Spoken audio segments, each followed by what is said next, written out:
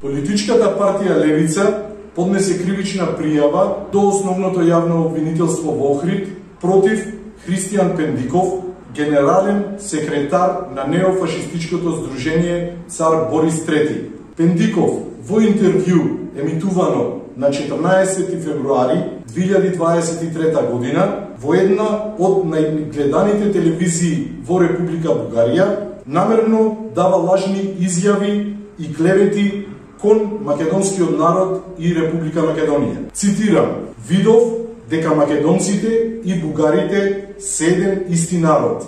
Цар Борис има помогнато на многу евреи и не им наштети."